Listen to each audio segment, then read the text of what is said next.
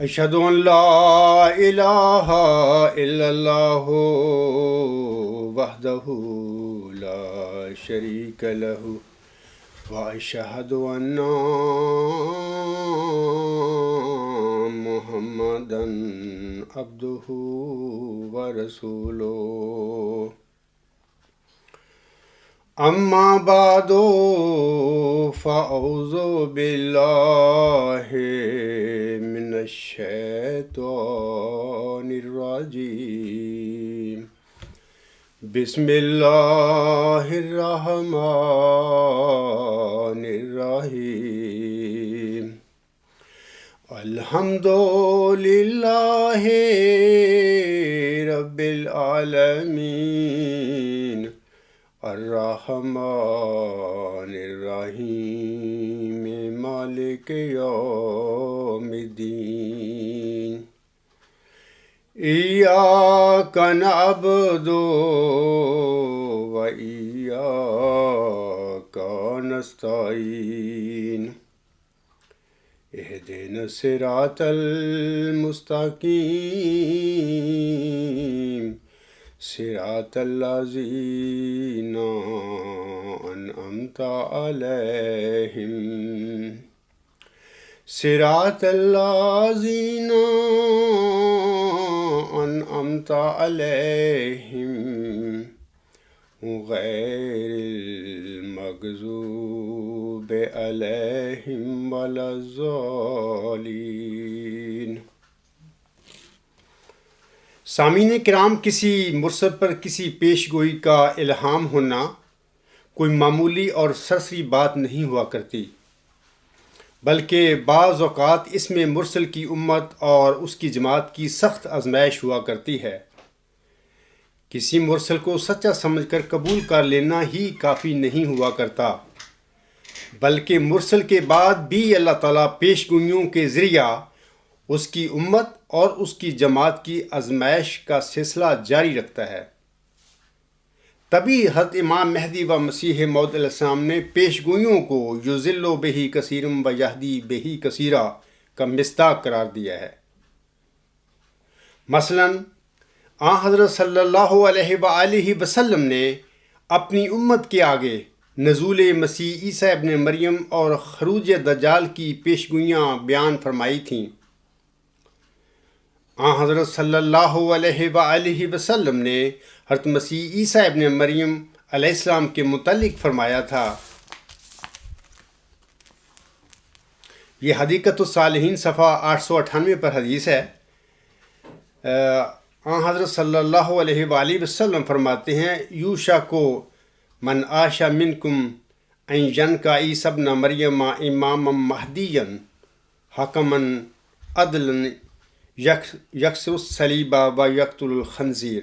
یہ مسند احمد کی حدیث ہے۔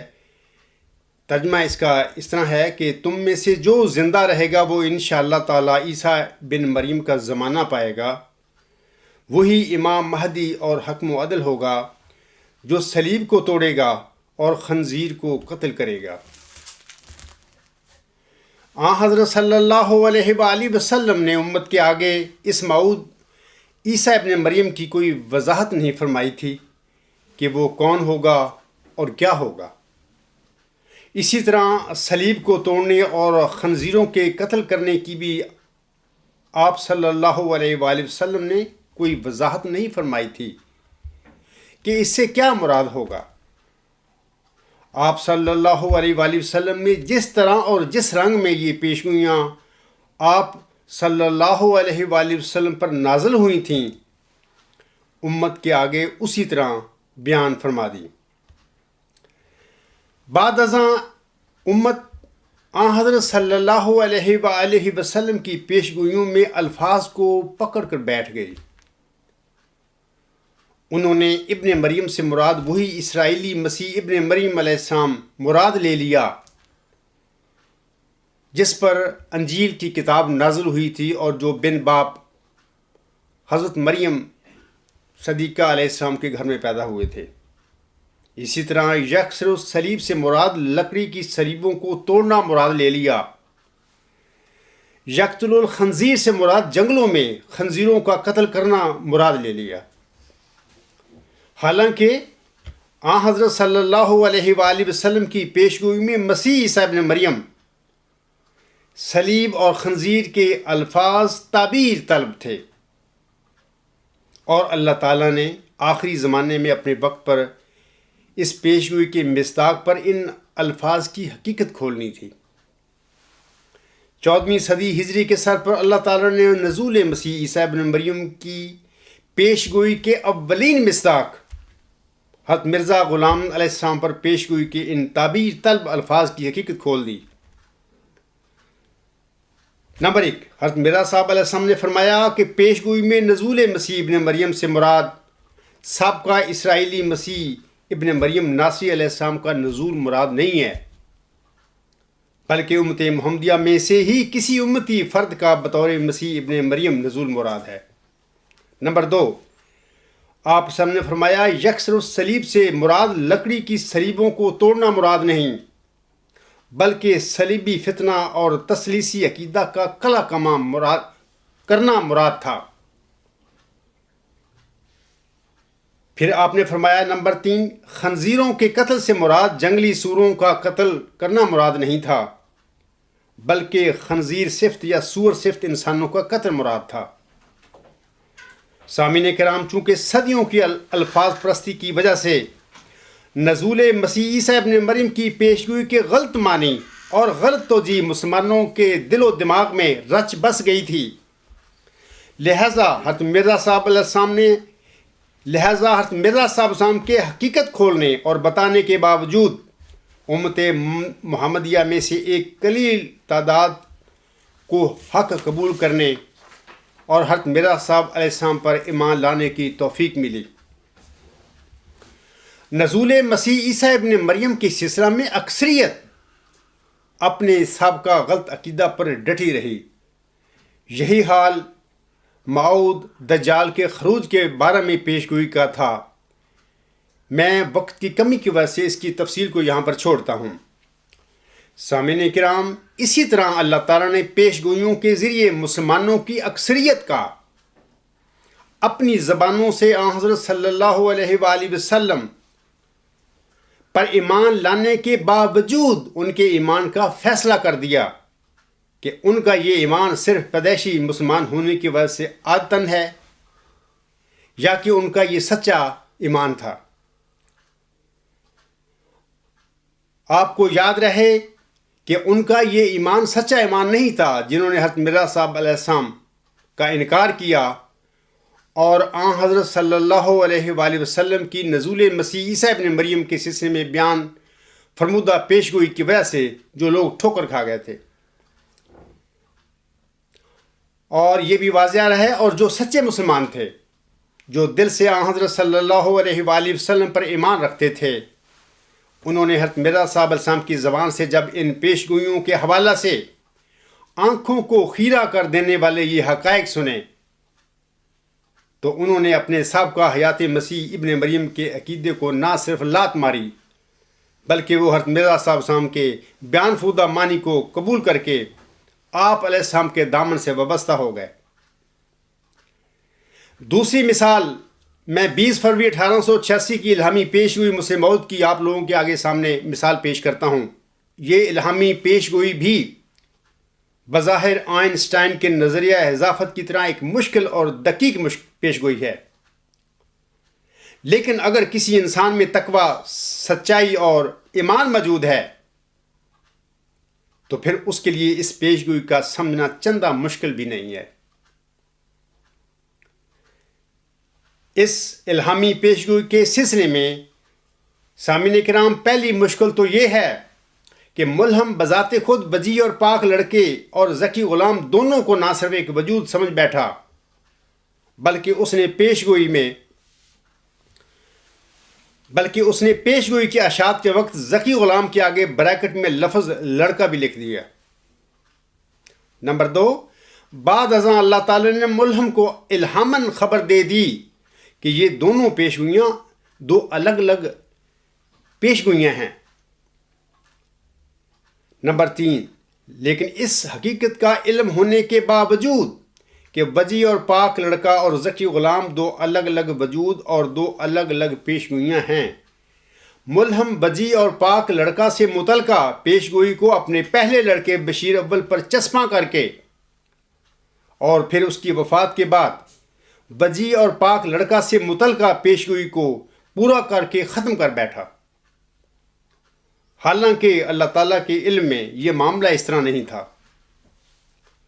اللہ تعالیٰ نے بشیر اول کو وفات دے کر آگے اس کے مسیر یعنی بشیر ثانی کی بشارت دے کر ماؤد لڑکا سے متعلقہ ضمنی الہامی پیشگوئی کو زندہ بھی رکھا اور اسے آگے بشیر ثانی یعنی بشیر الدین محمود احمد کی طرح منتقل بھی کر دیا۔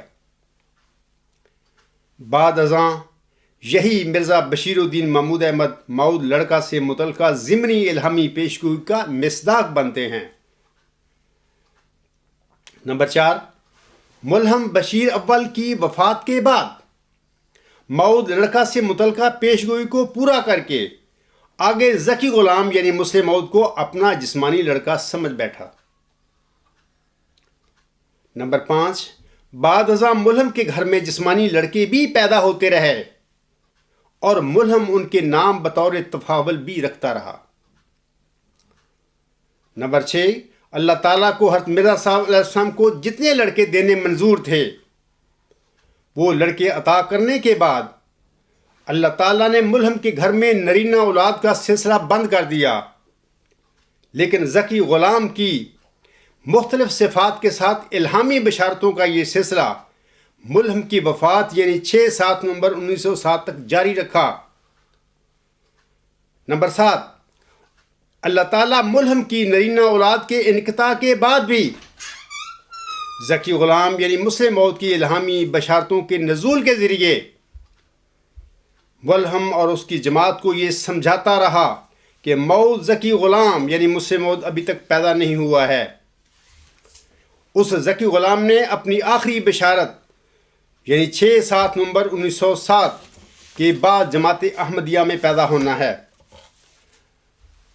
سامعین کرام، جس طرح اللہ تعالیٰ نے امت محمدیہ کی آزمائش کی خاطر نزول مسیح ابن مریم کی پیشگوئی میں ابن مریم صلیب توڑنے اور خنزیروں کے قتل کی حقیقت کو یا تو آن حضرت صلی اللہ علیہ وآلہ وسلم پر کھولا ہی نہیں تھا، اور یا پھر یہ بھی ممکن ہے کہ اللہ تعالیٰ نے اپنے پیارے نبی صلی اللہ علیہ وآلہ وسلم کو پیشگوئیوں سے متعلقہ یہ حقائق تو بتا دیے ہوں، لیکن ان حقائق کو آگے اپنی امت کو بتانے کی اجازت نہ فرمائی ہو۔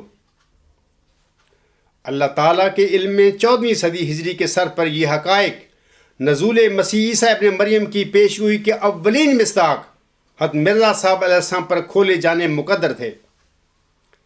اسی طرح اللہ تعالیٰ نے حضرت مرزا صاحب علیہ السلام کی جسمانی اولاد اور اس کی جماعت کی آزمائش کے لیے پیشگوئی مسلم ماؤد کی کلیتاً حقیقت بھی آپ علیہ السلام پر نہیں کھولی تھی، بلکہ یوں مقدر تھا کہ 15ویں صدی ہجری کے سر پر 15ویں صدی ہجری کے مجدد ماؤد یعنی اس عاجز عبدالغفار جنبہ پر اس حقیقت کو کھولا جانا تھا۔ جو قادیانی حضرات اپنی لا علمی کی وجہ سے یہ سوال اٹھاتے پھرتے ہیں کہ پیشگوئی مسلم ماؤد کے بارے میں ملہم یعنی حضرت مرزا صاحب علیہ السلام نے یہ وضاحتیں کیوں نہیں فرمائی تھیں، تو ایسے لوگوں کو میں جواباً کہتا ہوں کہ جس نبی پر پیشگوئی نازل ہوا کرتی ہے اس پیشگوئی کی باریکیاں اللہ تعالیٰ اس نبی پر نہیں کھولا کرتا، اور پھر یا یہ باریکیاں کھول دیتا ہے لیکن آگے اپنی امت یا جماعت کو اسے بتانے سے منع کر دیتا ہے، جیسے کہ حضرت امام مہدی و مسیح موعود علیہ السلام اپنی کتاب ایام الصلح روحانی خزائن جلد 14 صفحہ 276 پر فرماتے ہیں۔ دراصل بات یہ ہے کہ بسا اوقات انبیاء علیہ السلام اور دوسرے ملہمین پر ایسے امور ظاہر کیے جاتے ہیں کہ وہ اسرار استعارات کے رنگ میں ہوتے ہیں، اور انبیاء علیہ السلام ان کو اسی طرح لوگوں پر ظاہر کر دیتے ہیں جس طرح وہ سنتے یا دیکھتے ہیں، اور ایسا بیان کرنا غلطی میں داخل نہیں ہوتا، کیونکہ اسی رنگ اور اسی طرز سے وحی نازل ہوتی ہے، اور یہ بھی ضروری نہیں ہوتا کہ الہامی اور کشفی پیشگوئیوں کے تمام استعارات کا نبی کو علم دیا جائے، کیونکہ بعض ابتلا جو پیشگوئیوں کے ذریعہ سے کسی زمانہ کے لیے مقدر ہوتے ہیں وہ علم کی اشاعت کی وجہ سے قائم نہیں رہ سکتے، اور یہ بھی ممکن ہے کہ پیشگوئیوں کے بعض اسرار سے نبیوں کو اطلاع دی جائے مگر ان کو ان اسرار کے افشا سے منع کیا جائے۔ بہرحال یہ امور نبوت کی شان سے ہرگز منافی نہیں ہیں، کیونکہ کامل اور غیر محدود علم خدا تعالیٰ کی ذات سے خاص ہے۔ سامعین کرام، پیشگوئیوں کی اس فلسفی پر اجمالاً روشنی ڈالنے کے بعد اب خاکسار گزشتہ خطبہ جمعہ سے آگے واسطی نامی صاحب کے مضمون لا یمسہ الا المطہرون میں اٹھائے گئے سوالوں کی طرف میں آتا ہوں۔ وہ آگے لکھتے ہیں، جناب والا، جب اس پاک انسان نے آپ کی کیفیات و محسوسات کے بارے میں فیصلہ کر دیا کہ یہ سب کچھ آپ کے دماغی عارضے کی کار فرمائی ہے، تو اپنے نفس کے خلاف ہونے والے اس فیصلے پر آپ کے اندر کا باغی مشتعل ہو گیا۔ آپ اپنے تحریری وعدے سے منحرف ہو گئے اور آپ نے خدا کے مقرر کردہ اسی امیر المومنین کو نعوذ باللہ فرادی خلیفہ اور بلائے دمشق قرار دینے میں کوئی آر محسوس نہ کی، اور وہ بھی ان کی وفات کے بعد۔ ان للہ و انا الیہ راجعون، بریکٹ میں لکھتے ہیں وہ، جسے آپ زبر کے ساتھ یعنی الیہ پڑھتے ہیں۔ اس سے بڑھ کر زمین جنبت نہ جنبت گل محمد کی اور کیا مثال ہو سکتی ہے؟ کیا آپ اب بھی توقع رکھتے ہیں کہ کوئی ذی شعور انسان آپ کے ساتھ آپ کے اپنے بیان کے مطابق کسی نتیجہ خیز گفت و شنید کی توقع رکھ سکتا ہے؟ سامعین کرام، میں اس واسطی صاحب کے اس سٹیٹمنٹ کے جواب میں آپ سب کو بتانا چاہتا ہوں کہ اولاً آپ کو واضح رہے کہ وہ نام نہاد پاک انسان وقت کے ساتھ اپنے بیانات بدلتا رہا، یعنی خلیفہ رابع صاحب۔ مثلا میرے پہلے خط کے جواب میں میرے خیالات کو نعوذ باللہ شیطانی وساوس اور پیغامیوں والا فتنہ قرار دیتا ہے۔ میرے دوسرے خط کے جواب میں جب اس کی چھوٹی صاحبزادی کی شادی ہونے جا رہی تھی تو اس وقت وہ مجھے لکھتا ہے کہ آپ دعاوی میں نہ جائیں، اس سے آپ کی نیکی، اخلاص اور روح کو نقصان پہنچے گا۔ اب اس کو میری نیکی، اخلاص اور روح، سال روح بھی نظر آ گئی تھی۔ یہ اس کا تضاد ہے اس کے بیانوں میں۔ اپنی بیٹی کی طلاق کے بعد یہ نام نہاد پاک انسان چکرا گیا اور شدید ڈپریشن میں مبتلا ہو گیا۔ اپنی بیٹی کی دوسری شادی کے بعد جب بیٹی کے ہاں بچی پیدا ہو گئی تو پھر اس نام نہاد پاک انسان اور نابغہ روزگار خلیفہ نے پہل کرتے ہوئے واسطی صاحب جرمنی کے جلسہ سالانہ اگست 2001 کے موقع پر بغیر کوئی دلیل پیش کیے اس عجز پر حملہ کر دیا۔ یہ حملہ ان کا اپنا تھا پہلے مجھ پر، میں نے نہیں ان پر حملہ کیا۔ میرے علم کے مطابق جرمنی میں بھی ایک شخص ہے جو کہ بیچارہ دماغی فطور میں مبتلا ہے۔ ان کو ساری دنیا ہی، ان نام نہاد فرادی خلیفوں کو ساری دنیا ہی دماغی فطور میں مبتلا نظر آتی ہے۔ وہ بھی اپنے آپ کو زمانے کا مسلم سمجھتا ہے، حالانکہ اس کے 4 مرید بھی نہیں، 2-4 ایجنٹ ہوں گے باتیں کرنے والے۔ جماعت جرمنی گواہ ہے کہ اس کی کسی کو کوڑی کی بھی پرواہ نہیں ہے وغیرہ۔ میں نے اس نام نہاد خلیفے کی ان باتوں کا جواب اپنے تیسرے خط میں دیا ہوا۔ سامعین وہاں سے میری کتاب غلام مسیح العظما سے میرا تیسرا خط پڑھیں۔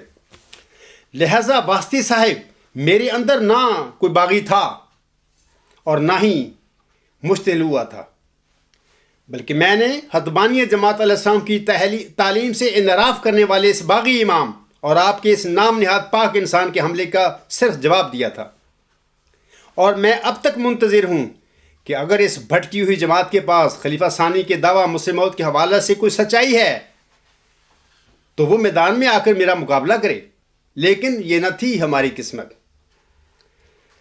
ثانیاً، خاکسار سے پہلے جتنے بھی مرسل دنیا میں مبعوث ہوئے ان کی قوموں نے انہیں دماغی عارضے میں مبتلا قرار دیا تھا۔ ایک بھی ایسا کوئی مرسل نہیں گزرا ہوگا جس پر آپ ایسے لوگوں نے ایسا الزام نہ لگایا ہو، حتیٰ کہ اللہ تعالیٰ کو سورۃ زاریات میں یہ فرمانا پڑا کہ کیا ان کے گزشتہ لوگ آئندہ والوں کو یہی نصیحت کر کے جاتے ہیں؟ اللہ تعالیٰ سورۃ زاریات کی آیت نمبر 53، 54 اور 55 میں فرماتا ہے کذالک ما اتى الذین من قبلہم من رسول الا قالوا ساحر او مجنون اتواصوا به بل هم قوم طاغون فتولى عنهم فما انت بمعلوم۔ اللہ تعالیٰ ان آیات میں فرماتا ہے اسی طرح ان سے جو پہلے رسول آتے رہے ان کو لوگوں نے یہی کہا کہ وہ دل فریب بنانے والے، باتیں بنانے والے یا مجنون ہیں۔ کیا وہ اس بات کے کہنے کی ایک دوسرے کو وصیت کر گئے تھے؟ ہرگز نہیں، بلکہ وہ سب کے سب سرکش لوگ ہیں، اسی لیے ایک ہی قسم کے گندے خیال ان کے دل میں پیدا ہوتے ہیں۔ پس اے نبی تو ان سے منہ پھیر لے اور تجھ کو ان کے کاموں کی وجہ سے کوئی ملامت نہیں کی جائے گی۔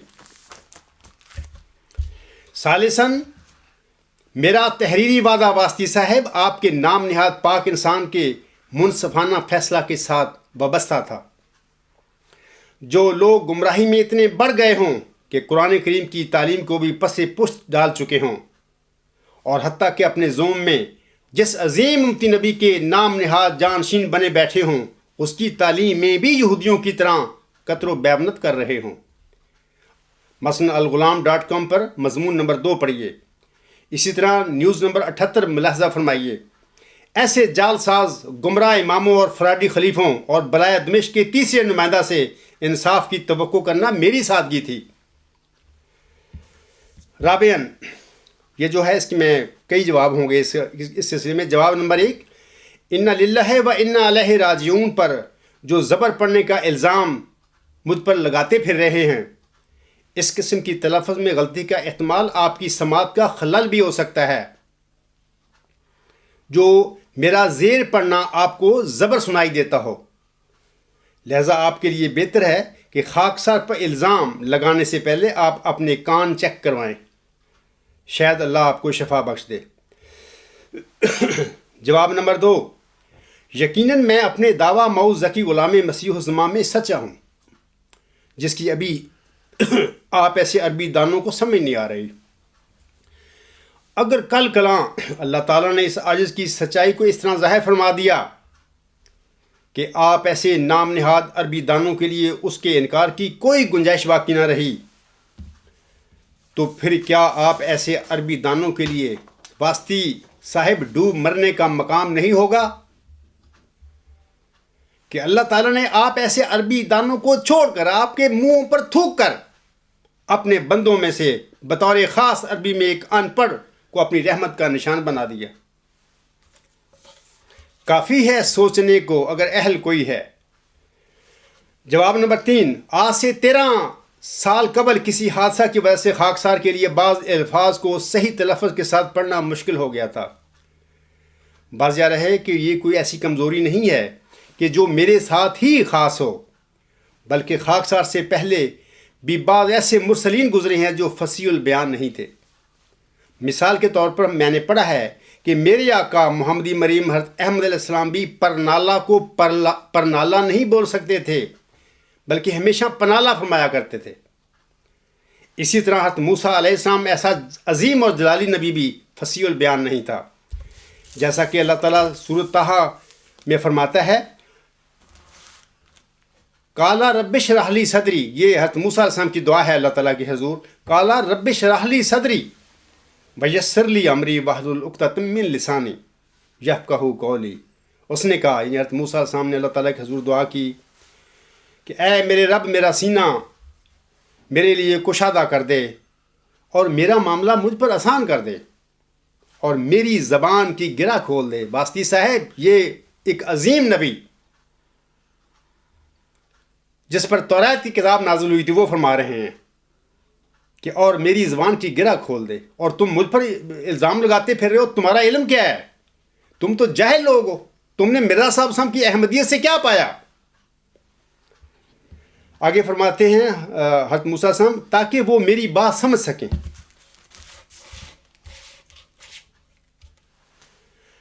جواب نمبر 4 واسطی صاحب اللہ تعالیٰ کے حضور، یہ بھی یاد رکھیں، ذرا کان کھول کر سنیں، اللہ تعالیٰ کے حضور حسن الفاظ اور طرز ادا کی اتنی اہمیت نہیں ہے جتنی خلوص نیت کی ہے۔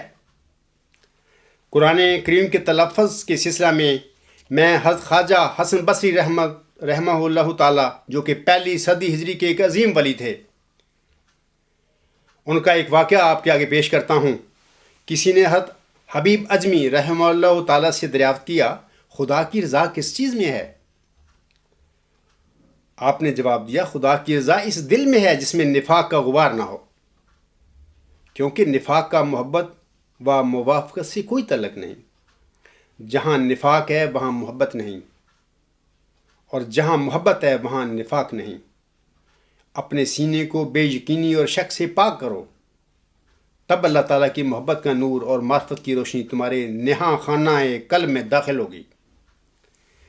حضرت حبیب اجمی رحمہ اللہ تعالیٰ نے پہلے ابتدا میں حضرت خواجہ حسن بصری رحمہ اللہ تعالیٰ کے دست حق پر رست پر توبہ کی اور قلب سلیم پایا تھا، جلد ہی عرفان کی منازل طے کر لیں۔ مگر واسطی صاحب سنیے، مگر چونکہ اجمی تھے اس لیے عربی زبان پر دسترس نہیں تھی، بلکہ قرآن پاک بھی صحیح طور پر نہیں پڑھ سکتے تھے۔ ایک دن خواجہ حسن بصری شام کے وقت حبیب اجمی کے گھر آئے۔ وہ مغرب کی نماز پڑھ رہے تھے، مگر چونکہ قرآن پاک پوری صحت کے ساتھ نہیں پڑھ رہے تھے، اس لیے خواجہ صاحب نے ان کی اقتدا نہ کی اور اپنی نماز الگ پڑھی۔ اسی رات حضرت خواجہ حسن بصری رحمہ اللہ تعالیٰ نے خواب میں خود کو اللہ تعالیٰ کے حضور پایا۔ سوال کیا کہ بارے خدایا آپ کی رضا کس چیز میں ہے؟ جواب ملا، حسن بصری، میری رضا تو نے پا لی تھی، مگر افسوس کہ تم نے اس کی قدر نہ کی۔ سیدنا حسن بصری نے دریافت کیا، خدایا وہ کیا تھا؟ جواب ملا، میری رضا یہ تھی کہ تو صحت نیت کے ساتھ بلا تامل حبیب اجمی کے پیچھے نماز کے لیے کھڑا ہو جاتا۔ حسن الفاظ اور طرز ادا کا میرے ہاں اعتبار نہیں، خلوص نیت، عشق کامل اور طلب صادق میری برگاہ میں معیار قبولیت ہے۔ سن رہے ہیں واسطی صاحب جو مجھ پر زیر و زبروں کے الزام لگاتے پھر رہے ہیں؟ تمہارے پاس کیا علم ہے؟ تم نے کیا پایا حضرت مرزا صاحب السلام کو مان کر؟ جواب نمبر 5، واسطی صاحب آپ تو میرے قرآن کریم کو اٹک اٹک کر پڑھنے پر اعتراض کرتے پھرتے ہو، جبکہ 2 جہانوں کے سردار جن پر قرآن کریم کی یہ عظیم کتاب نازل ہوئی تھی، آپ صلی اللہ علیہ وآلہ وسلم نے اٹک اٹک کر پڑھنے والوں کے لیے دورے ثواب کی بشارت دی ہے۔ اب آپ ایسے جاہلوں کی بات کو کوئی اہمیت دی جائے یا کہ حضرت صلی اللہ علیہ وآلہ وسلم کی بشارت کو سچ اور افضل مانا جائے، یعنی یہ وہ وجود تھا جن پر وہ قرآن کریم عظیم کتاب نازل ہوئی تھی۔ یہ متفق علیہ حدیث ہے جو ام المومنین حضرت عائشہ رضی اللہ تعالی عنہا سے مروی ہے۔ آپ رضی اللہ تعالی عنہا فرماتی ہیں، رسول اللہ صلی اللہ علیہ وآلہ وسلم نے فرمایا، قرآن کا ماہر لکھنے والا نیک بزرگ فرشتوں کے ساتھ ہوگا۔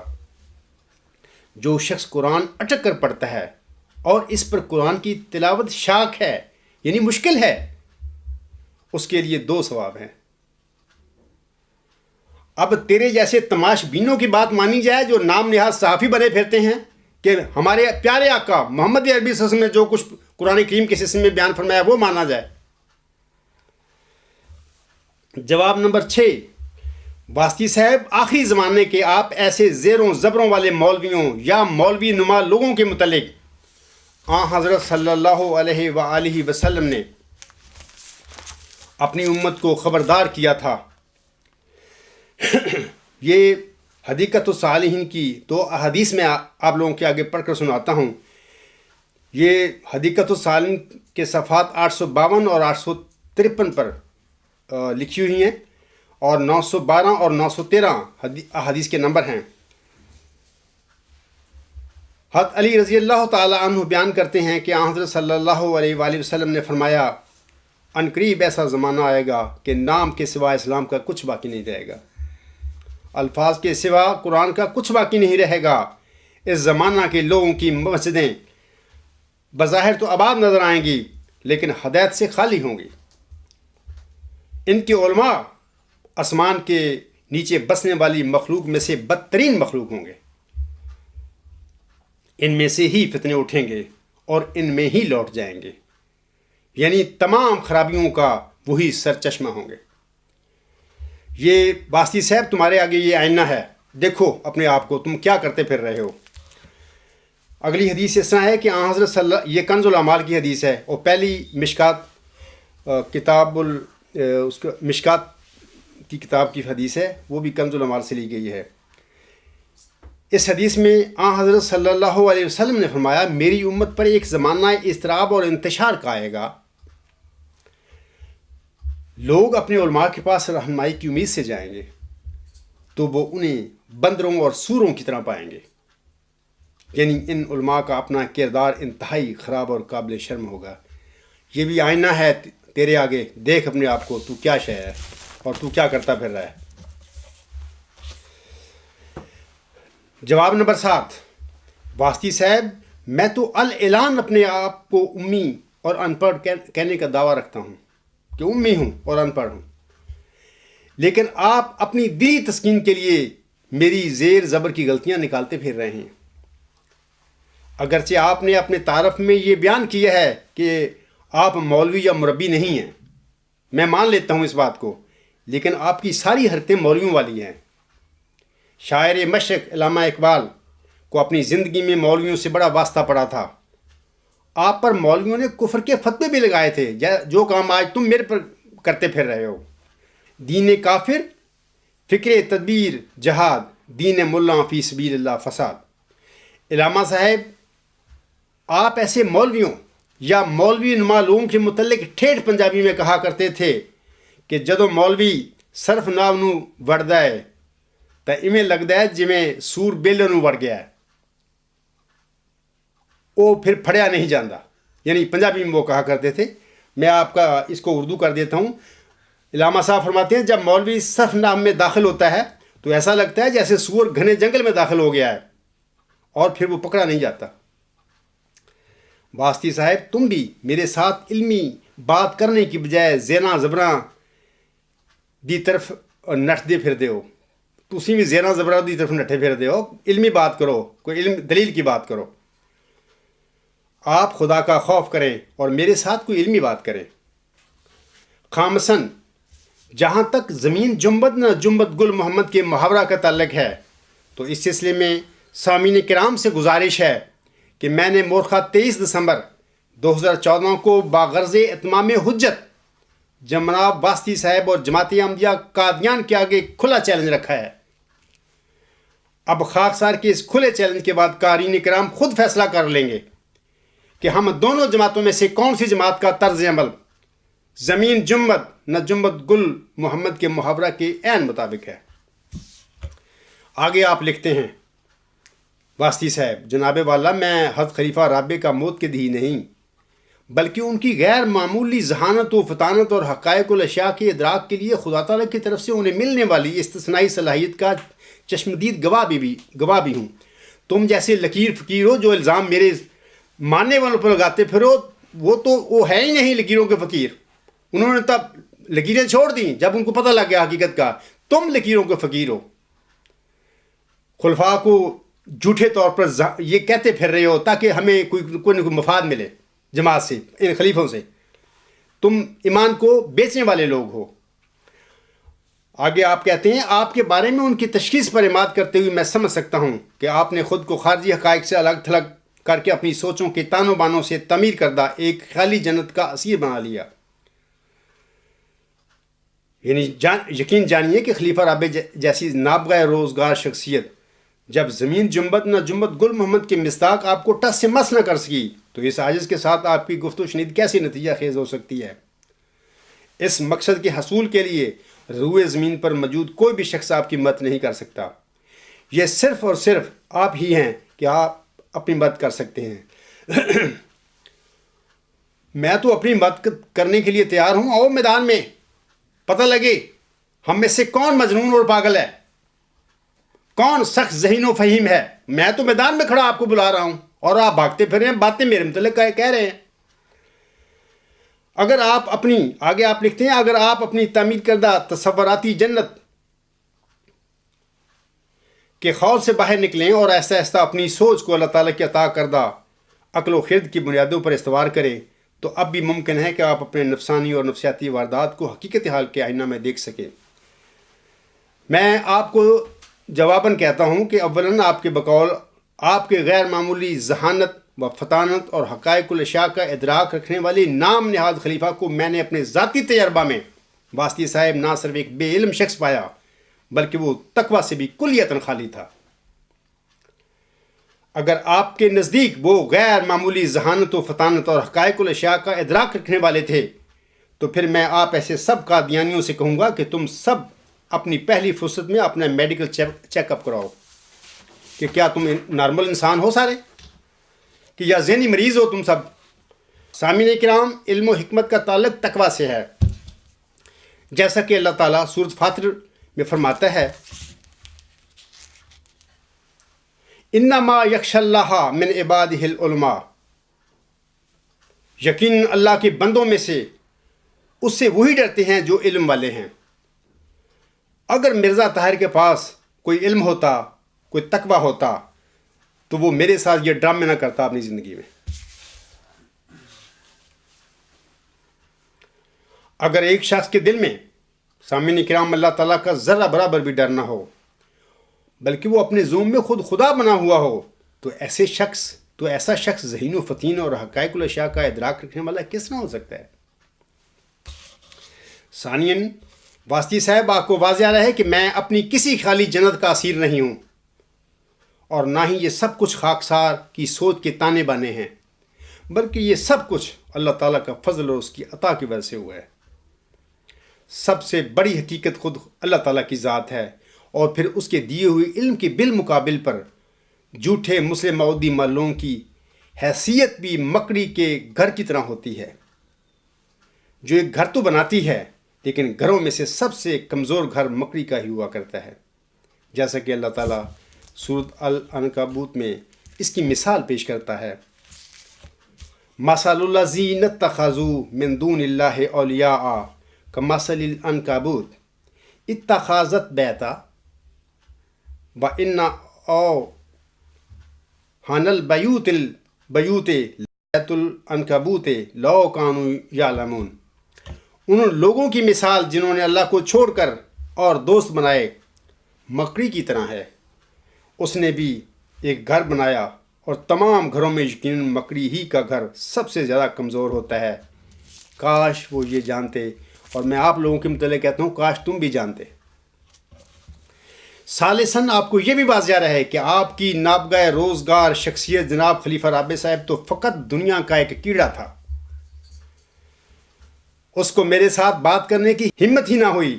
باقی جہاں تک زمین جنبد نہ جنبد گل محمد کے محاورہ کا تعلق ہے، تو میں آپ کو اور آپ کی جماعت کو کھلے عام چیلنج کے ساتھ دلیل کے میدان میں بلا رہا ہوں۔ اگر آپ میں یا آپ کی جماعت قادیان میں کوئی دم خم ہے تو بسم اللہ کیجئے۔ میں میدان میں کھڑا تم بزدلوں کا انتظار کر رہا ہوں۔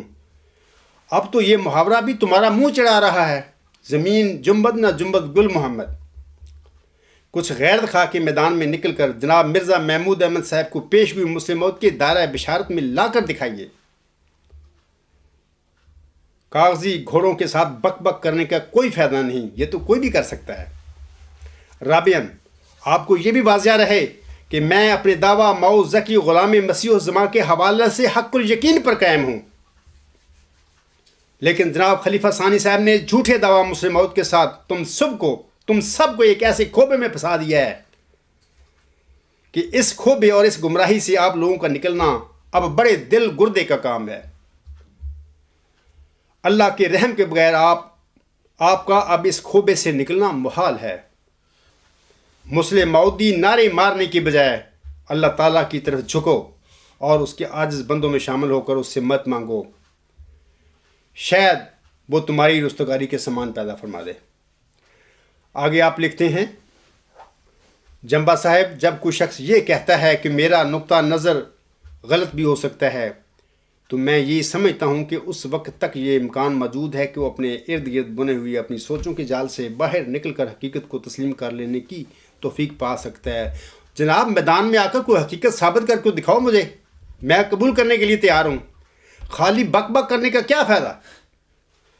آگے آپ لکھتے ہیں، خدا کے لیے اپنے تعمیر کردہ خول سے خود کو باہر نکالیے، پہلے اپنی دائرہ استعداد کو پہچانیے اور اس کے بعد کسی پیش گوئی کے دائرہ بشارت کا جائزہ لیجیے۔ خدا کے لیے اور خدا کے لیے اور خدا کے لیے، اب منتیں میری کر رہے ہیں، میدان میں کیوں نہیں آتے؟ میں تو میدان میں کھڑا ہوں، آپ کا انتظار کر رہا ہوں، اور دنیا دیکھ رہی ہے تماشا اب اس کا، دیکھے گی کہ تمہارے ساتھ کیا ہوتا ہے کاظموں کے ساتھ، جنہوں نے چوری کی، ایک پیش گوئی مسلم موت کی اور جھوٹے پر اپنے پر لگا کے ایک صدی سادہ اور مظلوم احمدیوں کو لوٹا اور ان کی جیبیں کاٹی۔ اب مجھے کہتے پھر رہے ہو خدا کے لیے اور خدا کے لیے اور خدا کے لیے۔ حضرت اقدس مسیح موعود اور ان کی قائم کردہ جماعت سے مذاق نہ کیجیے، میں مذاق نہیں کر رہا، تم ایک صدی سے مذاق کر کے بیٹھے ہوئے۔ مقام معموریت کو اس درجہ پستی پر نہ گرا دیجیے کہ 21ویں صدی کے اذہان گزشتہ معمورین من اللہ کو بھی ایک کھیل تماشا سمجھ کر دین حق سے ہی بیزار ہو جائیں۔ وآخر دعوانا ان الحمد للہ رب العالمین۔ میں اب آپ کی اس بیان کا، یہ جو شوشے آپ نے چھوڑے، میں اس کا جواب دیتا ہوں۔ اولاً یاد رکھیے جناب، میرے میں تو اتنی جرت ہے کہ اگر کوئی مجھے میرے موقف میں غلطی خوردہ ثابت کر دے، یہ شریفوں اور معقول اور متقی انسانوں کا یہ رویہ ہوتا ہے کہ اگر کوئی میرے موقف میں غلطی خوردہ مجھے کوئی ثابت کر دے تو میں اپنے نقطہ نظر پر نظر ثانی کرنے کے لیے بھی تیار ہوں۔ یہ جو رویے ہوتے ہیں مجنونوں کے نہیں ہوتے، معقول اور متقی انسانوں کے ہوتے ہیں۔ بات نہ کرنا، جھوٹی باتیں بک بک کرنا، یہ لوگ پاگلوں کی باتیں ہوتی ہیں، تمہارے جیسے لوگوں کی۔ لیکن تم گمراہوں نے اپنے اندر سے یہ لچک بھی ختم کی ہوئی ہے، کیونکہ گمراہ ہو اور مجنون ہو اور دیوانے بن گئے ہو، ایک جھوٹ پر قائم ہو گئے ہو یا قائم تمہیں کر دیا گیا ہے، تو اب تمہارا کیا بنے گا؟ میں نے 23 دسمبر 2014 کو اپنے مضمون نمبر 94 میں آپ کو میدان میں بلایا ہے کہ آؤ اور پیشگوئی مسلم موت کے سلسلے میں ایک غیر جانبدار جیوری کے آگے اپنے دلائل پیش کرتے ہیں۔ میں یہ ناانصافی کی باتیں نہیں کی، سب دنیا کے لوگ پڑھے ہوئے میرا چیلنج، احمدی، لاہوری احمدی، عام مسلمان جو ہیں عالم اسلام وہ بھی پڑھیں، اور انشاءاللہ سارے اس بات پر مہر تصدیق لگائیں گے کہ میں نے وہ جو چیلنج دیا آپ لوگوں کو بڑے انصاف کے ساتھ اور تقوی کے ساتھ دیا ہے۔ ایک آزاد اور غیر جانبدار جیوری ہم دونوں جماعتوں میں سے جس جماعت کے نقطہ نظر کو غلط قرار دے دے وہ اپنے نقطہ نظر سے دستبردار ہو جائے۔ میں آپ کے اور جماعت احمدیہ قادیان کے جواب کا انتظار کر رہا ہوں، اور تم تماشے کرتے پھر رہے ہو اور کاغذی گھوڑے دباتے پھر کچھ نہیں بنے گا آپ کا، آپ ناکام و نامراد لوگ ہو۔ اب تم کو غیر جانبدار جیوری سے کیسا ڈرنا؟ کیوں ڈرتے ہو اس سے؟ میں بھی اس کے آگے ہی دلائل پیش کروں گا، تم بھی کرو۔ یہ ڈرنا بتا رہا ہے تم جھوٹے اور کاذب لوگ ہو، تم نے ایک صدی لوگوں کو، احمدیوں کو، مظلوم اور سادہ احمدیوں کو لوٹا ہے اس پیشگوئی کے نام پہ، دجل کیا ہے۔ ثانیاً واسطی صاحب، کسی کو جھوٹا کہنا اور اپنی لفاظی کے ساتھ کسی کو جھوٹی نصیحتیں کرتے پھرنا کوئی معنی نہیں رکھتا۔ اگر آپ میں دم ہے تو میرے مقابل پر ایک غیر جانبدار جیوری کے آگے اپنا مقدمہ پیش کرو، اور پھر میری طرح یہ اعلان کرو کہ اگر جیوری نے جناب خلیفہ ثانی کے دعویٰ کو جھوٹا قرار دے دیا تو تم اس جھوٹے عقیدے سے تائب ہو جاؤ گے۔ کرتے ہو؟ آؤ اگر دم ہے مقابلے میں۔ مبشر سلیم صاحب نے بھی عبدالغفار جنبا کو بلایا، ابھی میدان میں آؤ۔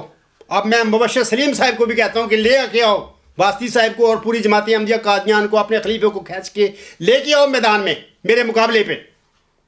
وہاں پہ دودھ اور پانی کا پانی ہوگا، اور وہاں پہ یہی پتہ چل جائے گا ہم دونوں جماعتوں میں سے کون پاگل ہے، کون مجنون ہے۔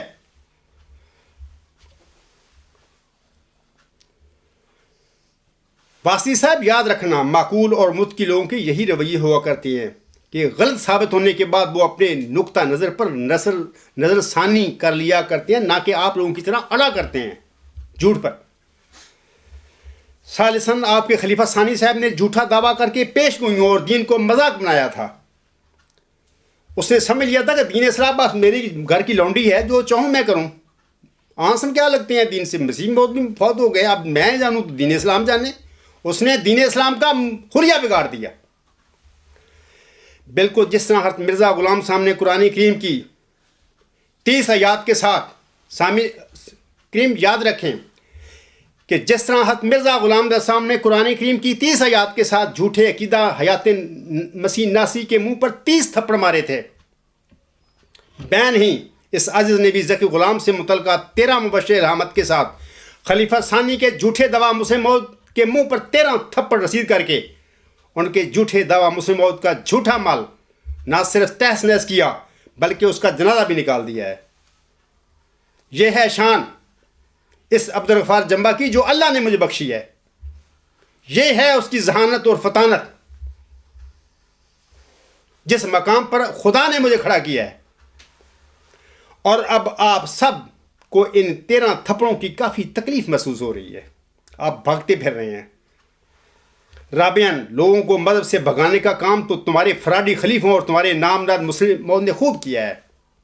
میں تو بلائے دمشق کے بھگائے ہوئے اور ستائے ہوئے لوگوں کو واپس حضرت مرزا صاحب اسلام کی طرف کھینچ کر لانے کا فریضہ ادا کر رہا ہوں۔ وہ بس اب میں واسطی اور سامعین کرام کو اپنے دائرہ استعداد کے متعلق کچھ عرض کرنا چاہتا ہوں۔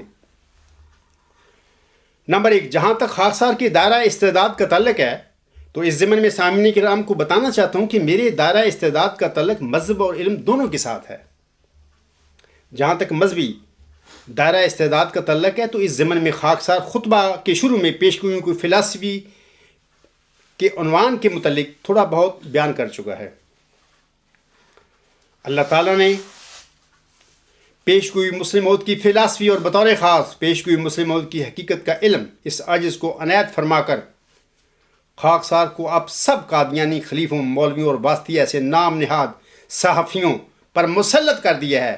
میری کتاب غلام مسیح و زماں پڑھیں، ہمیشہ ہمیش کے لیے تمہارے سینے پر ایک بھاری پتھر ہے، کبھی اٹھایا نہیں جائے گا، تم اس کا جواب نہیں دے سکتے،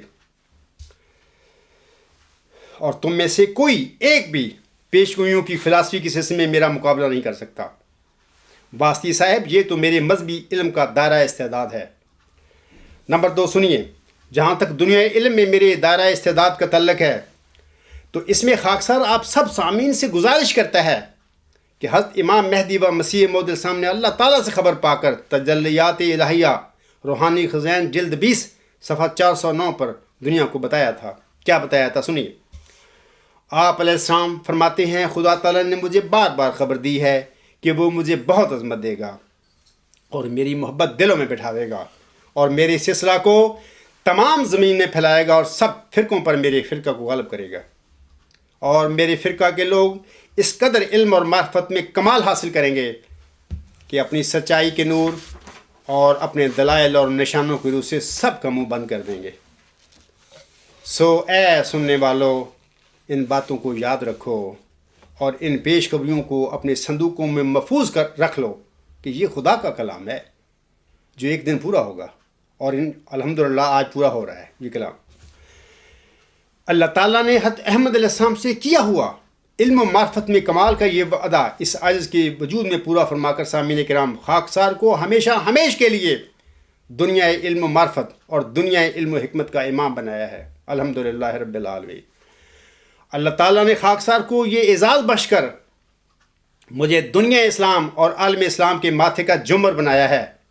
ذالک فضل اللہ یؤتیہ من یشاء واللہ ذو الفضل العظیم۔ یہ اللہ کا فضل ہے، وہ جسے چاہتا ہے اس کو عطا کرتا ہے، اور اللہ بڑے فضل والا ہے۔ واسطی صاحب اور سامعین کرام سے گزارش ہے کہ یہ گھوڑا ہے اور یہ اس کا میدان ہے، آئیں اٹھیں اور مزما کر دیکھیں میرے اس دعوے کو، ورنہ بک بک کرنے کا کوئی فائدہ نہیں۔ واسطی صاحب یہ ہے دائرہ علم میں میری استعداد۔ اگر آپ کو اس میں کوئی شک ہو تو میدان میں آ کر اپنی تسلی کر لیجئے، آزمائش شرط ہے۔ اگر میرے دائرہ استعداد کی آزمائش کرنے کے لیے تم میدان میں نہ آئے تو پھر میری طرف سے لعنت اللہ علی الکاذبین کا انعام قبول کرو۔ نمبر 3، سامعین کرام، کم و بیش 2500 سال پہلے ایتھنز میں ایک یونانی باشندے سقراط کو اللہ تعالیٰ نے اس قوم کا مصلح اور نبی مبعوث فرمایا تھا۔ اللہ تعالیٰ نے سوفسطائیوں کی ٹھکائی کے لیے دیگر حکیمانہ باتوں کے علاوہ زمانے کے لحاظ سے اس کو علمی دنیا کے 2 مشہور نظریات بخشے تھے۔ اولاً اس کا علمی نظریہ ہے all knowledge is knowledge through concepts، یعنی علم ترقی کا ذریعہ تصورات یا نظریات ہیں، یا بذریعہ نظریات ہی علم میں آگے بڑھا جا سکتا ہے۔ ثانیاً اس کا نظریہ علم ہے virtue is knowledge، یعنی جس کو ہم نے جاننا ہے، یعنی آبجیکٹیو نالج۔ اس کو ہم غائی علم یا صرف علم بھی کہہ سکتے ہیں۔ سقراط نے اپنا نظریہ علم دنیا کے آگے پیش تو کر دیا، لیکن اس نے اپنی زندگی میں اپنے نظریہ علم میں نیکی کے اس تصور جسے وہ علم قرار دیتا تھا پر سے پردہ نہ اٹھایا، یا وہ پردہ اٹھا نہ سکا۔ وہ کہا کرتا تھا کہ حسن کیا ہے، لوگ اس کے آگے حسین چیزوں کے نام گنواتے تھے۔ وہ کہا کرتا تھا کہ میں تم سے حسین چیزوں کے نام نہیں پوچھ رہا، بلکہ میں حسن کے تصور کے بارے میں پوچھتا ہوں کہ وہ کیا ہے، what's the concept of beauty. اسی طرح وہ پوچھا کرتا تھا کہ نیکی کیا ہے، لوگ اس کے آگے نیک کاموں کی فہرستیں پیش کیا کرتے تھے، آپ جیسے جاہل لوگ، لیکن وہ جواباً کہا کرتا تھا کہ میں تم سے نیک کاموں کی تفصیل کے بارے میں نہیں پوچھتا، بلکہ میں نیکی کے تصور کے بارے میں پوچھنا چاہتا ہوں کہ وہ کیا ہے، what is the concept of virtue. سقراط زہر کا جام پی کر اپنی پیغمبرانہ شان کے ساتھ جام شہادت نوش کر گیا، لیکن اس نے اپنی زندگی میں سوفسطائیوں یعنی فاستی ایسے نام نہاد صحافیوں اور نام نہاد دانشوروں کی کمر توڑ کر رکھ دی تھی اس زمانے میں۔ سقراط کے اس نیکی کے تصور کی تلاش میں سامعین کرام افلاطون نے اپنا عظیم نظریہ امثال تھیوری آف آئیڈیاز تشکیل دیا بعد ازاں۔ اسی طرح افلاطون کے بعد اس کے شاگرد یعنی ارسطو نے اپنے استاد کے نظریہ امثال کو ایک اصلاحی شکل دے کر اسے اپنے نظریہ جوہر یا تھیوری آف فارم میں ڈھالا۔ یہ سب نظریات سقراط کے نظریہ علم میں نیکی کے تصور کی تلاش کے سلسلہ میں وضع کیے گئے تھے، جس کو سقراط نے اپنے مشہور نظریہ علم میں علم کے ساتھ تشبیہ دی تھی۔ سامعین کرام، تاریخ فلسفہ میں سقراط کے نیکی کے تصور کی تلاش کرنے کے لیے آج تک کوششیں جاری ہیں، حتیٰ کہ 10 دسمبر 1983 کو ایک مبارک جمعہ کے دن اس عاجز کو ایک مبارک سجدہ نصیب ہو گیا۔ اس سجدہ میں اللہ تعالیٰ کے حضور میرا یہی سوال تھا کہ اے میرے مالک، سقراط نے نیکی کو علم کہا تھا، سقراط نے جس نیکی کو علم کہا تھا وہ نیکی کیا ہے؟ یہ میری خوش نصیبی ہے کہ میں سجدہ میں صرف اپنے پیارے آقا حضرت محمد مصطفیٰ صلی اللہ علیہ وآلہ وسلم اور اپنی روحانی ماں محمدی مریم حضرت احمد علیہ السلام کی الہامی مقبول دعائیں پڑھتا رہا، جو کہ یہ تھیں۔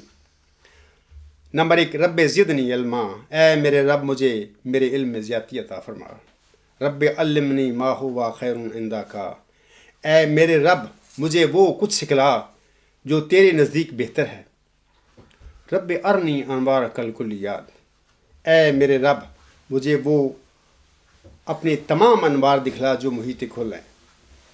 نمبر 4، رب ارنی حقائق الاشیاء، اے میرے رب مجھے اشیاء کے حقائق دکھلا۔ نمبر 5، اے ازلی عبدی خدا مجھے زندگی کا شربت پلا۔ میں ایک ضمنی بات بتانا چاہتا ہوں کہ اس سال کے شروع میں کوئی کینیڈا کا جو جامعہ احمدیہ ہے وہاں کا ایک پروفیسر، نام اس کا میں بھول گیا ہوں، اس نے مجھ سے ٹیلی فون پر بات کی 10-20 منٹ۔ اس گفتگو میں وہ مجھے کہتا ہے کہ یہ دعائیں جو آپ نے پڑھی تھی سجدہ میں، یہ قرآنی دعائیں تو سجدہ میں پڑھ نہیں سکتے۔ میں نے اس کو جواباً کہا تھا کہ جناب میں نے پڑھی ہیں اور میری قبول بھی ہوئی ہیں، ہو سکتا ہے تمہاری قبول نہ ہوتی ہوں، نہ قبول ہوتی ہوں، لیکن میری قبول ہوتی ہیں، میں نے پڑھی اور میری قبول ہوئی۔ سامعین کرام، یہ الہامی دعائیں اتنی سری و تاثیر ثابت ہوئیں کہ سجدہ میں ہی میری کایا پلٹ دی گئی، میری شخصیت ہی بدل گئی۔ جب میں سجدہ سے اٹھا تو اس وقت میں وہ عبدالغفار جنبہ نہیں تھا جو سجدہ میں جانے سے پہلے تھا۔ یہ ایک میری ذات میں اندرونی تبدیلی کا واقعہ تھا جس کے بارے میں اس سے زیادہ میں کچھ نہیں بیان کر سکتا۔ اسی دن یا اگلے دن شام کے وقت خاکسار پر ورچوئس گاڈ کا الہی نظریہ الہام ہو گیا۔ یہ الہی نظریہ نہ صرف اعلیٰ انتہائی ہماگیر نظریہ ہے بلکہ یہ ام النظریات بھی ہے۔ اللہ تعالیٰ نے یہ نظریہ خاکسار پر الہام فرما کر سقراط کے نظریہ علم ورچو از نالج کی حقیقت مجھ پر کھول دی۔ سقراط نے جس نیکی کو علم قرار دیا تھا، امر واقعہ یہ ہے کہ وہی ہمارا سچا خدا اور اس کائنات کا مالک اور خالق ہے۔ یہاں پر سوال پیدا ہوتا ہے کہ سقراط نے جس نیکی کے تصور کو علم قرار دیا تھا، کیا باقی نیکی کے اس تصور کو آج تک کسی نے دریافت نہیں کیا؟ میں جواباً عرض کرتا ہوں کہ سقراط کے اس نیکی کے تصور کو بذریعہ علم معلوم ہی نہیں کیا جا سکتا تھا۔ اگر بذریعہ عقل یہ علمی گتھی سلجھ سکتی تو یقیناً افلاطون یا ارسطو اس علمی گتھی کو سلجھا جاتے۔ لیکن سامعین کرام، سقراط کے مذکورہ نیکی کے تصور کا الہام اور وحی کے بغیر پتہ چلنا ممکن نہیں تھا۔ تبھی یہ علمی گتھی 10 دسمبر 1983 تک غیر معلوم شدہ یعنی انڈسکورڈ رہی۔ میں اپنے اس دعویٰ کی تصدیق کے لیے ایک برطانوی فلاسفر اور پرنسٹن یونیورسٹی کے سابقہ پروفیسر کا ایک بیان آپ سامنے کے آگے رکھتا ہوں۔ W.T. اسٹیس اپنی شورۂ آفاق کتاب ایک critical history of Greek philosophy کے صفحہ 149 پر لکھتے ہیں، but as far Socrates the sole condition of virtuous knowledge, and as knowledge is just what can be imparted by teaching, it followed that virtue must be teachable. The only difficulty is to find the teacher, to find someone who knows the concept of virtue.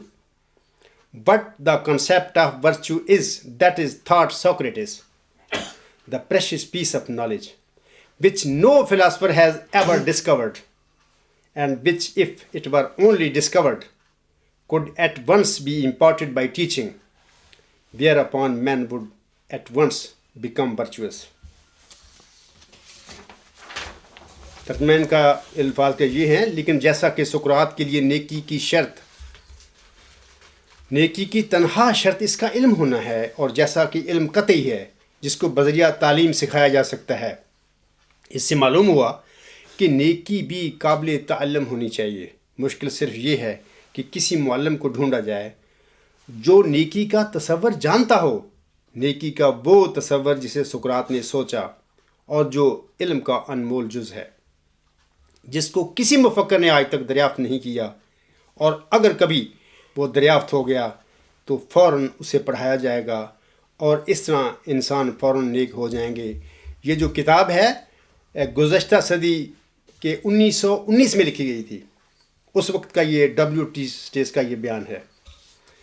سامعین کرام، یاد رکھیں کہ میری فہم و فراز کے مطابق اگر تمام جدید مغربی فلسفہ ایک پلڑے میں رکھ دیا جائے اور دوسرے پلڑے میں سقراط کا یہ نظریہ علم یعنی ورچوئس نالج رکھ دیا جائے تو یقیناً سقراط کا یہ نظریہ علم سارے مغربی فلسفہ پر بھاری ہے۔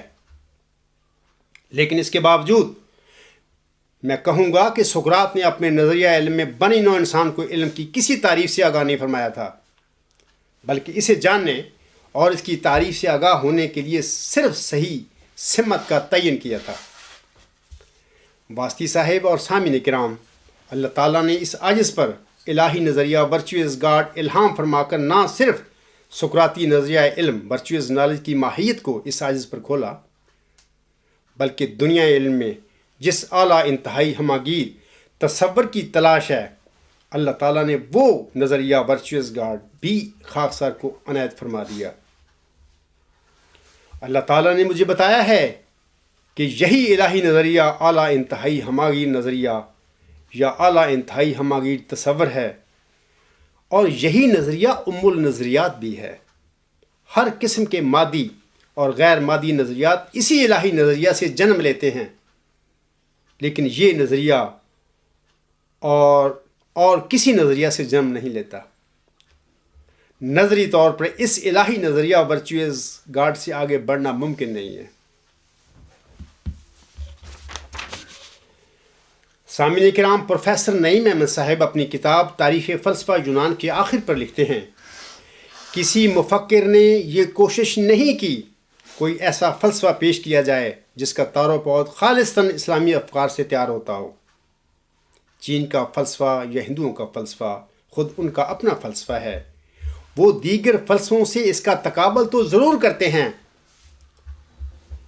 تاہم انہیں اپنے فکر کی بنیاد نہیں بناتے۔ اسی طرح مسلمان مفکرین کو چاہیے تھا کہ دوسرے فلسفے سے متاثر ہوئے بغیر قرآن کی اپنی مابعد طبیعت، اخلاقیات، سیاسیات، طریقے استدلال اور نظریہ علم کے خد و خال اجاگر کرنے کی کوشش کرتے۔ سامعین کرام، میرے اس تھیسس یعنی ورچوئس گاڈ میں پروفیسر نعیم احمد صاحب کے انہی سوالوں کے جوابات دیے گئے ہیں، لیکن تم پر افسوس کہ جس کسی نے یہ کام کیا تم نے اسے نعوذ باللہ ذہنی مریض اور نہ جانے کیا کیا کچھ کہنا شروع کر دیا ہے۔ میں اس پر انا للہ و انا الیہ راجعون پڑھتا ہوں۔ واسطی صاحب، اب تو تیری تسلی ہو گئی ہے نا کہ میں نے انا للہ و انا الیہ زیر کے ساتھ پڑھا ہے؟ اب امید ہے تیری روح کو سکون مل جانا چاہیے۔ اے میرے مسلمان بھائیوں، ہمارے پیارے نبی صلی اللہ علیہ وآلہ وسلم ایک امی انسان تھے۔ ایک دن بھی آپ اسکول نہیں گئے تھے، لیکن اللہ تعالیٰ نے اپنے اس امی نبی کو ہمیشہ کے لیے اول و آخر سب کا استاد بنا دیا تھا۔ جب مکہ کے کفار اور نام نہاد دانشوروں کو علم ہوا کہ محمد صلی اللہ علیہ وآلہ وسلم کہتے ہیں کہ میں وہ خاتم النبیین ہوں اور میں تمام دنیا کے لیے نبی بنا کر بھیجا گیا ہوں، تو مکہ اور عرب کے نام نہاد دانشوروں نے اس امی نبی کو نعوذ باللہ پاگل مجنون کہنا شروع کر دیا تھا۔ دراصل یہ الزامات لگانے والے اپنے زون میں ایک رنگ میں سچے بھی تھے کہ ایک امی نبی خاتم النبیین اور تمام دنیا کے نبی کیسے بن گیا۔ فارسی کے محاورے کے مطابق فکر ہر کس بقدر ہمت اوست، ہر شخص کا خیال اس کے حوصلے کے مطابق ہوتا ہے۔ ظاہر ہے کہ ایک امی انسان کے اپنے آپ کو خاتم النبیین اور تمام دنیا کے لیے نبی کہنے پر وہ اسے یعنی مکہ کے اور عرب کے نام نہاد حکمت کے باپ اور دانشور نعوذ باللہ پاگل اور مجنون نہ کہتے تو پھر وہ اور کیا کہتے۔ اسی طرح سامعین کرام، علم و معرفت میں کمال یا دنیا علم و حکمت میں امام بننے کے لیے کسی انسان کو ہزاروں کتابیں لکھنے کی ضرورت نہیں ہوتی، بلکہ یہ صرف اللہ تعالیٰ کی بخشش اور عطا ہے۔ اور جس خوش نصیب کے دل پر اللہ تعالیٰ نے یہ عطا یعنی اعلیٰ انتہائی ہماگیر نظریہ، اعلیٰ انتہائی ہماگیر تصور کی شکل میں نازل فرما دیا، تو سمجھ لو اللہ تعالیٰ نے اسی خوش نصیب کو علم و معرفت میں کمال بخش کر دنیا علم و حکمت کا امام بنا دیا۔ اب واسطی صاحب اینڈ کمپنی خاکسار کو نعوذ باللہ ڈپریشن کا مریض، دماغی عارضہ میں مبتلا اور نہ جانے کیا کیا القاب دیتے پھر رہے ہیں۔ میں صرف انہیں جواباً کہتا ہوں کہ فکر ہر کس بقدر ہمت اوست، تقوی، ایمان اور سچائی سے تم خالی ہو، اب تم اس کے علاوہ مجھے اور کیا کہہ سکتے ہو؟ میں تمہاری زبانوں کو روک نہیں سکتا، لیکن جو میں بتا رہا ہوں یہی سچ ہے، خواہ اسے کوئی پسند کرے یا نہ کرے۔ سامعین کرام، سیدنا حضرت مسیح عیسیٰ ابن مریم علیہ السلام کے 2 اقوال میں اتنی سچائی ہے جو ابھی میں پڑھوں گا کہ ہم اس کا اندازہ نہیں کر سکتے۔ آپ رسام فرماتے ہیں، یہ متی باب 13 آیات 55-57 میں لکھا ہے، کیا یہ بڑھئی کا بیٹا نہیں اور اس کی ماں کا نام مریم اور اس کے بھائی یعقوب اور یوسف اور شمعون اور یہودا نہیں؟ اور کیا اس کی سب بہنیں ہمارے ہاں نہیں؟ پھر یہ سب کچھ اس میں کہاں سے آیا؟ اور انہوں نے اس کے سبب سے ٹھوکر کھائی، مگر یسوع نے ان سے کہا کہ نبی اپنے وطن اور اپنے گھر کے سوا اور کہیں پہ عزت نہیں ہوتا۔ اے قادیانیوں، آج میرے حوالے سے تمہارا بھی یہی حال ہے۔ دوسرا حوالہ یہ ہے کہ متی باب 7 آیت نمبر 6 میں لکھا ہے، حضرت مسیح ناصری علیہ السلام فرماتے ہیں، پاک چیز کتوں کو نہ دو اور اپنے موتی سوروں کے آگے نہ ڈالو، ایسا نہ ہو کہ وہ ان کو پاؤں تلے روندیں اور پلٹ کر تم کو پھاڑیں۔ سامعین کرام، دور حاضر میں کتوں، سوروں اور انسانوں کی تعریف ذرا مشکل ہو گئی ہے، لہٰذا بعض اوقات غلطی کے ساتھ انسان سمجھتے ہوئے کتوں اور سوروں کے آگے بھی علم و حکمت کی باتیں کر بیٹھتا ہے، جیسے کہ میرے جیسے سادہ انسان کا طریقہ کار ہے۔ حضرت مسیح عیسیٰ ابن مریم علیہ السلام کے مذکورہ بالا دونوں اقوال کی تشریح کی ضرورت نہیں، کیونکہ یہ اپنی تشریح خود بخود ہی کر رہے ہیں۔ جناب مبشر سلیم صاحب نے مجھے بلایا تھا کہ عبدالغفار جمبہ میدان میں آ کر جناب واسطی صاحب کا مقابلہ کریں۔ جناب مبشر سلیم صاحب سے گزارش ہے کہ خاک ساز جناب واسطی صاحب اور آپ کے خلیفہ اور علماء کو میدان میں بلا رہا ہے، تاکہ پیش ہوئی مجھ سے موت کے سلسلہ میں جو اعلان میں نے کیا ہوا ہے اس کے مطابق ہمارے درمیان جو حق اور باطل ہے اس کا فیصلہ ہو جائے۔ بہرحال میں آپ سب کا منتظر ہوں۔ جناب مرزا محمود احمد صاحب خطبات معمول جلد سوم صفحہ 618 پر فرماتے ہیں، بطور خاص میں یہ حوالہ جناب مبشر سلیم کے لیے پڑھ رہا ہوں۔ جناب مرزا بشیر الدین محمود احمد لکھتے ہیں یا فرماتے ہیں، میں نے اعلان کیا ہوا ہے کہ میں سوائے اپنے عزیزوں کے یا ان کے جن کے تعلقات میرے ساتھ عزیزوں کی طرح ہوں کوئی نکاح نہیں پڑھایا کروں گا۔ چنانچہ اس وقت میں جس نکاح کا اعلان کرنے کے لیے کھڑا ہوا ہوں وہ مولوی محمد اسماعیل صاحب مرحوم کے لڑکے عبد القادر صاحب کا ہے، اور مولوی صاحب مرحوم کے ساتھ میرے تعلقات ایسے تھے جن کی بنا پر میرا اس نکاح کے اعلان کے لیے کھڑا ہونا میرے اعلان کے خلاف نہیں بلکہ عین مطابق ہے۔ اول تو مولوی صاحب مرحوم میرے استاد تھے، دوسرے آپ خود بھی کتابوں کا بہت شوق رکھتے اور بہت سی کتابیں دوستوں کو بھی تحفہ کے طور پر دیا کرتے تھے، اسی وجہ سے وہ اکثر مقروض رہتے تھے۔ انہیں کتابیں خریدنے کا عشق تھا، کئی کتابیں انہوں نے مجھے بھی تحفہ کے طور پر دی تھیں۔ تیسرے، تفسیر کبیر جلد سوم جو شائع ہو چکی ہے، اس کی لغت، ترجمہ اور تدوین کا اکثر کام ان کے سپرد کیا گیا تھا۔ گو آخری حصہ کے وقت مولوی صاحب وفات پا چکے تھے، تاہم تیسری جلد جو شائع ہوئی ہے اس کی تدوین، لغت اور ترجمہ کا بہت کچھ کام انہوں نے ہی کیا۔ ان کی وفات کے بعد مولوی نور الحق صاحب کے سپرد یہ کام کیا گیا۔ باوجود اس کے ان کا یہ علمی پایا مولوی محمد اسماعیل صاحب جیسا نہیں، اور باوجود نوجوان اور نا تجربہ کار ہونے کے انہوں نے میرے منشا کو سمجھا، اور خدا تعالیٰ نے انہیں میرے منشا کے مطابق کام کرنے کی توفیق عطا فرمائی۔ مبشر سلیم صاحب، نمبر 1، آپ سے میرا یہ سوال ہے کہ یہ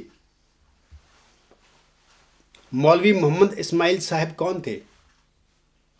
آپ کو پتہ ہوگا، آپ واسطی صاحب کو بھی بتانا کہ یہ مولوی محمد اسماعیل صاحب کون تھے۔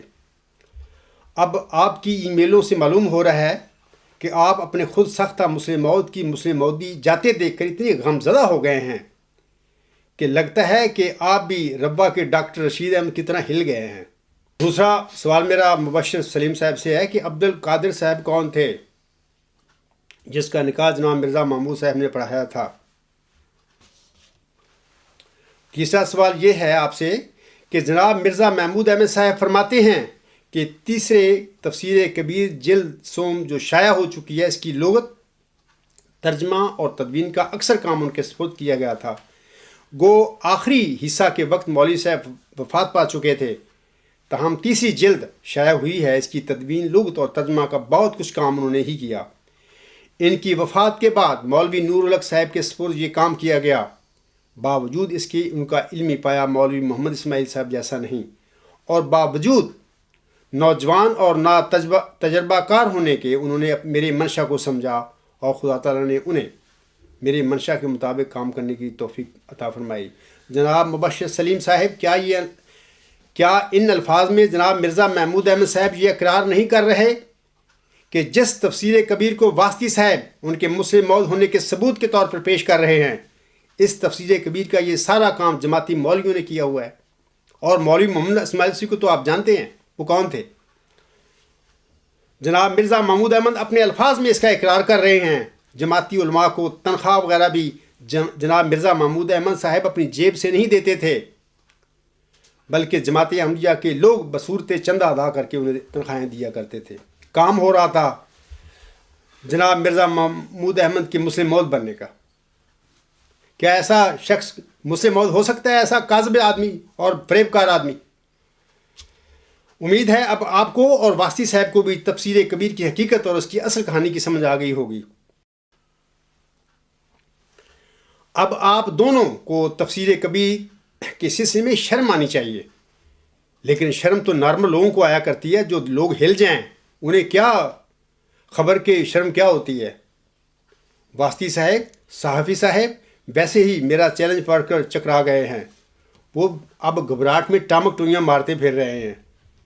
اللہ تعالیٰ تم دونوں کو صحت سے نوازے، آمین۔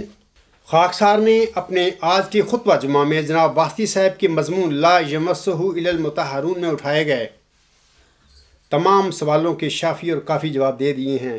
واسطی صاحب کے سوالوں کے سلسلے میں میرا یہ آخری خطبہ ہے، اس کے بعد میں اور موضوعات کو ڈسکس کروں گا۔ سامعین کرام، اگر کوئی ان قادیانیوں کی بولتی بند کر دے تو پھر یہ بیچارے دانشور اور ڈنگر ڈاکٹر ٹائپ لوگ اس کو گالیاں نہ نکالیں تو پھر اور کیا کریں؟ بہرحال ان کو غالب کے بقول شرم تم کو مگر نہیں آتی۔ تم دونوں میری مخالفت اور میرے بارے میں غلاظت بکنے میں 1 صدی قبل کے مرزا صاحب علیہ السلام کے مخالفوں تک ابھی نہیں پہنچے جہاں تک وہ پہنچے تھے۔ ویسے تو تم دونوں میرے خلاف گند بکنے میں بڑی سرعت اور بڑی تیزی کے ساتھ ترقی کر رہے ہو۔ میں بقول غالب صرف تمہیں یہی کہہ سکتا ہوں کہ دیکھیں کیا گزرے ہے قطرے پہ گہر ہونے تک۔ لیکن تم بھی یہ تیز باد مخالف سے نہ گھبرائے کاب، یہ تو چلتی ہے تجھے اونچا اڑانے کے لیے۔ اور اب آخر میں اے میرے احمدی بھائیوں، میرا کام کسی کو منوانا نہیں، بلکہ وما علینا الا البلاغ المبین کے مطابق ایک سچ کو خوب کھول کھول کر آپ لوگوں تک پہنچا دینا ہے۔ اور میں یہی چاہتا ہوں کہ قیامت کے دن اللہ تعالیٰ مجھے یہ فرما دے کہ اے عبدالغفار، تو نے اپنی ذمہ داری کو کما حقہ پورا فرمایا اور میرے پیغام کو لوگوں تک خوب پہنچا کر کھول کر پہنچا دیا تھا۔ بس منوانا کام صرف اللہ تعالیٰ کا ہے، وہ جانے اور اس کے بندے جانے، جو وہ چاہے گا اپنے بندوں کے ساتھ سلوک کرے گا۔ سامعین کرام، آج عیسوی سال 2014 کا آخری جمعہ ہے اور انشاءاللہ تعالی ہم اگلا جمعہ مورخہ 2 جنوری 2014 کو پڑھیں گے۔ میں دعا گو ہوں کہ اللہ تعالیٰ نئے سال کو تمام بنی نوع انسان کے لیے خوشیوں اور بھلائی کا سال بنا دے، آمین۔ عالم اسلام کے دکھوں اور بلاؤں کو نہ صرف اللہ تعالیٰ دور فرمائے بلکہ هو الذی ارسل رسولہ بالہدی ودین الحق لیظہرہ علی الدین کلہ، کہ اپنے سچے وعدہ کے مطابق دین اسلام کی سر بلندی اور ادیان باطلہ پر فتح اور غلبے کے سامان بھی جلد پیدا فرمائے، آمین۔ اور واسطی صاحب، آپ تم تیار ہو جاؤ نکتے نکالنے کے لیے میرے اس خطبے میں سے، تمہارا یہی کام ہے تمہارے جیسے بد فطرت لوگوں کا۔ کاش اللہ تعالیٰ تمہیں ہدایت دے دے اور تم اس دجل سے اور فریب کاری سے اور اس گندہ دہنی اور غلاظت بکنے سے باز آ جاؤ۔ بہرحال اگر اللہ کو منظور ہوا تو ضرور اللہ تعالیٰ آپ کو ہدایت دے گا، اگر نئے منظور ہوا تو اسی طرح جہنم رسید ہوگے۔ میں علامہ اقبال کے ایک حکیمانہ شعر پر اپنے خطبہ کو ختم کرتا ہوں۔ ہزاروں سال نرگس اپنی بے نوری پہ روتی ہے،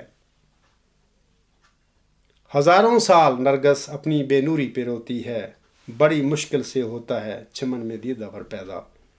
وآخر دعوانا الحمدللہ رب العالمین۔